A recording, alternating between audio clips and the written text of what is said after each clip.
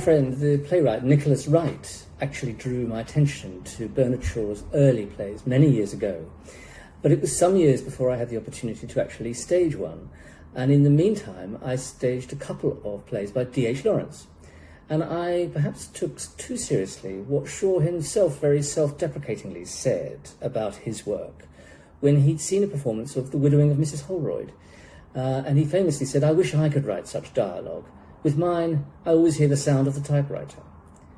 But what I discovered when I've directed these 4 of his early plays was that he himself was quite wrong. The 4 plays very handily, I think, exposed and exploded 4 myths that I think are very commonly thought of about Shaw.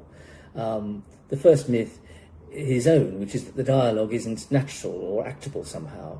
But he's completely wrong. His first play, Widowers' Houses, the writing has life, energy, rhythm, vim, and wonderful jokes.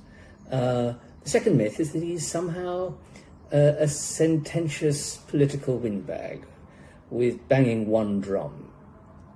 The David Hare of his day, perhaps. Sorry, David. Whereas Misalliance showed rather brilliantly that he's actually a world-class mischief maker with an endlessly restless mind, wanting to sort of pull the rug out from under your mind every other minute. The third myth, which is very persistent, is that there's no sex or sensuality in his writing. But The Philanderer, I found to my delight, has scenes and speeches of a blistering erotic charge. And the fourth myth is somehow that fundamentally there's no passion or drama or tension in the plays. And this was the biggest revelation to me of all when I recently did Candida. And the scenes between the 2 principal men particularly had a kind of violent charge and electricity that people expect in Strindberg. So I've really, really enjoyed my time with Bernard Shaw's early plays, and they've been consistently surprising, and I hope to do more.